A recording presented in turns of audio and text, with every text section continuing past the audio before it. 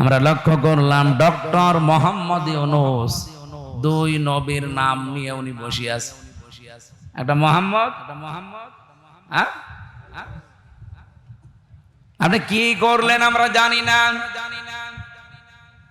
গানের শিক্ষক নিয়োগ দিয়েছেন 1 থেকে 5 পর্যন্ত প্রাইমারিতে, শরীর চর্চার শিক্ষক নিয়োগ দিয়েছেন, অথচ আপনি 1 থেকে 5 পর্যন্ত ধর্মীয় শিক্ষক, কোরআনের শিক্ষক নিয়োগ দিতে ব্যর্থ পারেন নাই।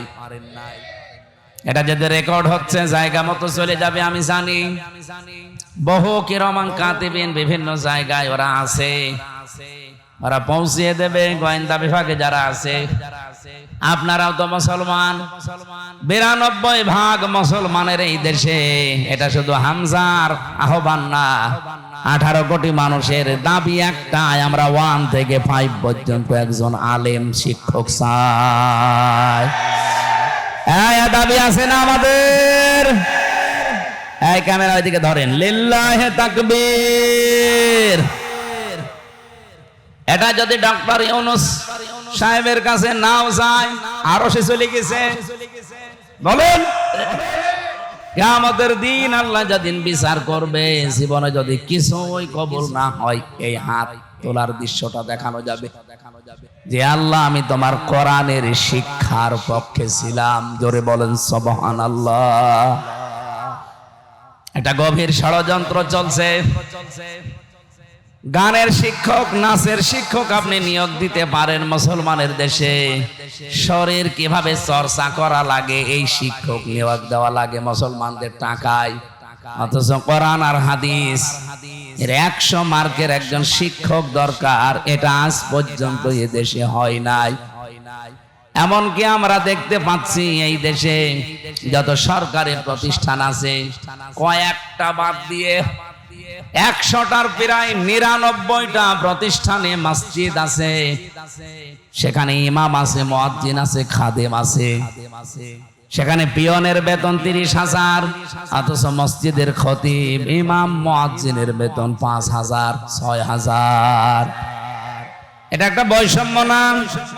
বলেন বলেন, যে বৈষম্য দূর করার জন্য এতগুলো মানুষ জীবন দিয়ে গেল, যাদের রক্তের উপরে আপনারা চেয়ারে বসে আছেন, এখনো পর্যন্ত 1 বছর 1 মাস পার হয়ে গেল। এই বৈষম্য যদি এখনো দূর না হয়, কি জবাব দেবেন জাতির কাছে? আশা করছি আগামী থেকে, আমার তো যতটুকু বাস্তবতা আমি দেখতে পাচ্ছি, সারা বাংলাদেশ ঘোরাফেরা করে যে জোয়ার এবার এসেছে, এই জোয়ারে ইনশাআল্লাহ ইসলাম সংসদে চলে যাবে।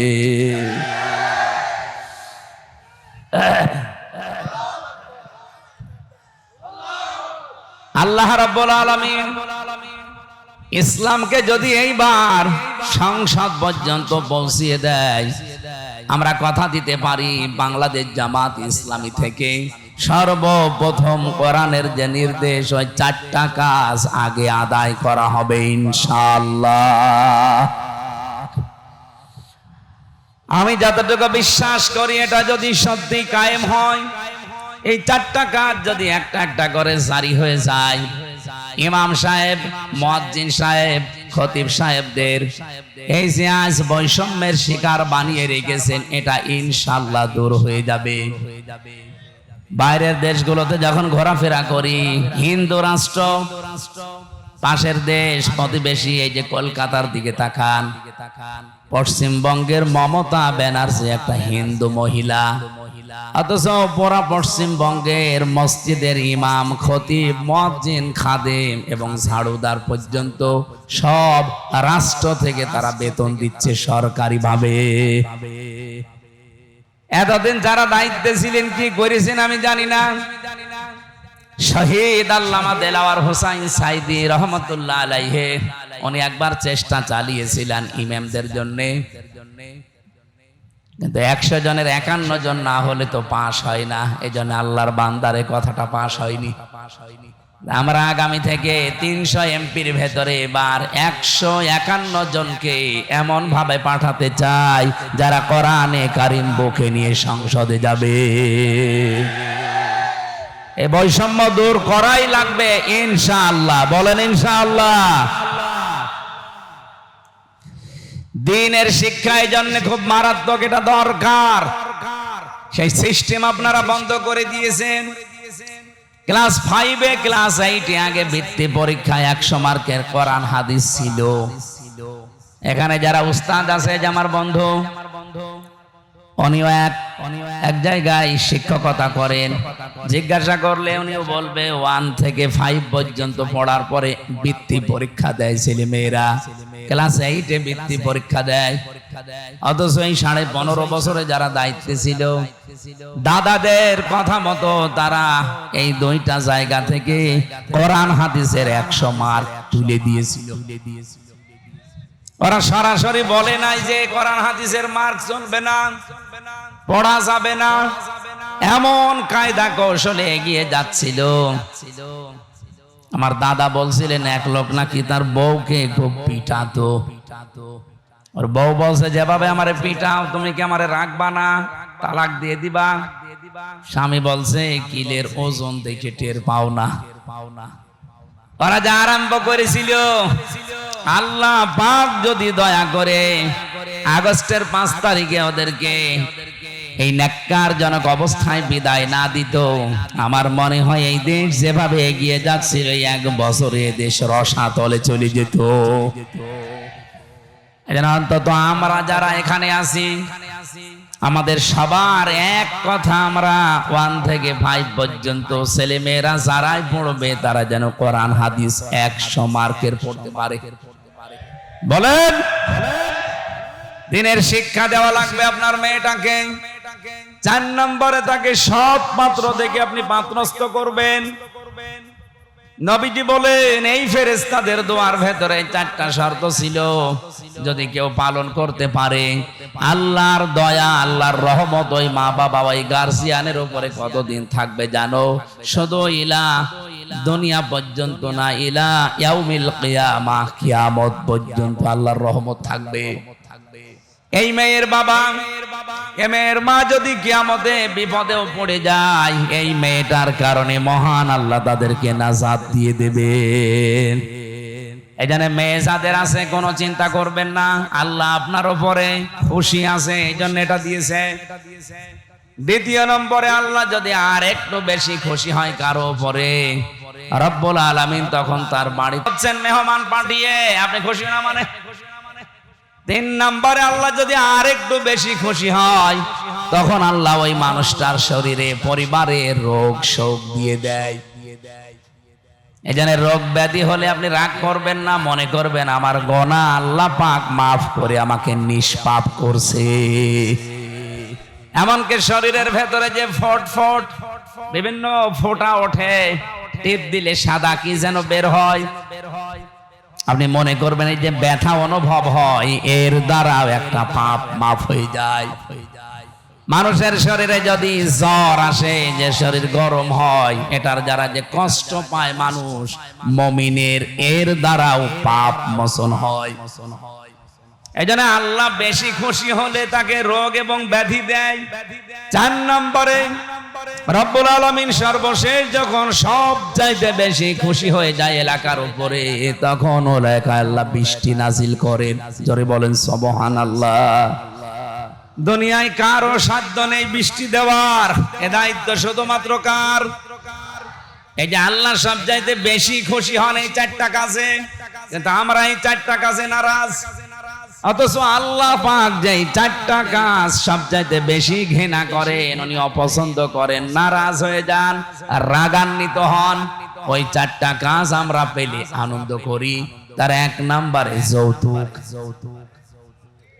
এটা বললে আমি আবার নিজেই ধরা খেয়ে যাবো, দরকার নেই। আমার বিভাগ তো এই জন্য খুব সেইপে কথা বলা লাগছে। আমার নিজের বিভাগে যদি যৌতুক মুক্ত না হয়, বাংলার অন্যান্য বিভাগে গিয়ে আমি মুখ তুলে কথা বলবো কোন মুখ নিয়ে? আশা করছি আমার এই জেলা থেকে, আমার এই বিভাগ, প্রাণ প্রিয় বিভাগ, আমার এই খুলনা থেকে এটা আরম্ভ হওয়া লাগবে। এই বিভাগে কোনো যৌতুক থাকবে না ইনশাআল্লাহ। যৌতুকের টাকা না নিয়ে পায়খানা করে খেয়ে ফেলবেন। কি আপনি হাসলেন মানে? আরে ভাই পায়খানা খেলে মাত্র একটা গোনা হবে, আর যৌতুকের টাকা যারা নিচ্ছেন ডবল গোনা হবে। 1 নম্বরে কবিরা গোনা, 2 নম্বরে জুলুমের গোনা। বের বাবার খুশি ছাড়া তার বাড়িতে বরযাত্রী খাওয়াচ্ছেন, এটা জায়েজ নেই। কারণ বরযাত্রী ইসলামে নেই, এটা হিন্দুদের সংস্কৃতি থেকে এসেছে। ইসলামে আছে অলিমা। কি আছে বলেন তো? এই অলিমা অনুষ্ঠান, এটা কি ছেলের বাড়ি হয় না মেয়ের বাড়ি? অথচ আমাদের এই দেশে এখন অলিমার সিস্টেম নেই, আছে শুধু বরযাত্রী। তাও 2-1 জন 5 জন নিয়ে গেলে হয়, বিয়ে করতে যাচ্ছে ও সাথে করে নিয়ে যায় 500। এইরকম ফকির, এরকম ছোট লোক এই খুলনায় নেই। বরযাত্রী গিয়েছেন কারা কারা? হাত তোলেন তো। এই হাত নামান। লজ্জা করেন আপনার? আপনি মেয়ের বাড়িতে যেভাবে ফকিরের মতো আজকে থেকে তওবা করেন, জীবনে কোনোদিন বরযাত্রীর দাওয়াত পেলে যাব না। কে হাত তোলেন তো দেখি, কারা যাবেন না বরযাত্রীতে? আমি বারবার এমনি বলছি না, আমার ছেলে নেই, আমার 3টা মেয়ে, আমার বিয়ে দেয়া লাগবে না? না, তারপরও হাদিস যেহেতু, এটা আমরা মেনে চলার চেষ্টা করি। আগামীতে বরযাত্রী না অলিমা? আরো জোরে বলেন, অলিমা না বরযাত্রী?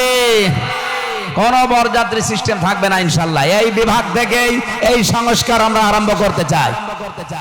বিশেষ করে যারা বিয়ে করবেন, বর এবং বরের বাবা যারা আছেন, যদি যৌতুকের টাকা নেন, আমার মনে হয় সামাজিক ভাবে বয়কট করা দরকার। ঠিক বলছেন? মানে আপনি নিজে নিয়ে বসে আছেন, এই কাজটা বন্ধ হওয়া দরকার কিনা বলেন তো?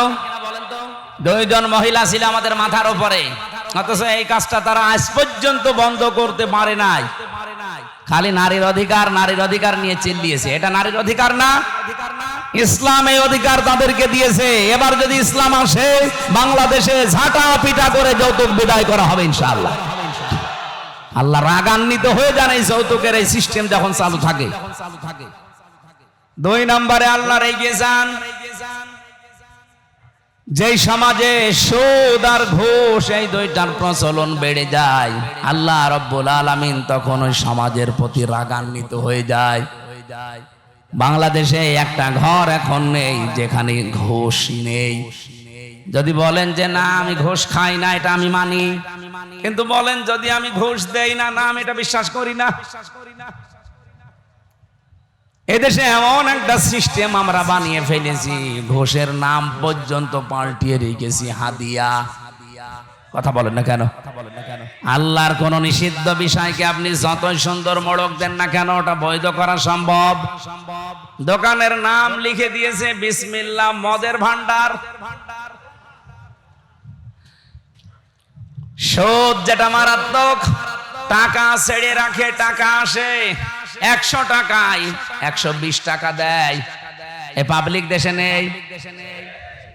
খুলনা বিভাগের মানুষেরা আপনারা কিন্তু আরো বেশি সেনসিটিভ থাকা দরকার, কারণ আমি এই খুলনার সন্তান, এই বিভাগের বাইরে যে আমি কিন্তু আর মুখ পাবো না। এই বিভাগ থেকেই আমরা এই মুহূর্ত থেকে নিয়ত করব, অন্য ধর্মের যারা আছে তারা যা করে করুক, আমরা মুসলমানেরা ঘুষ সুদ জড়িত হব না।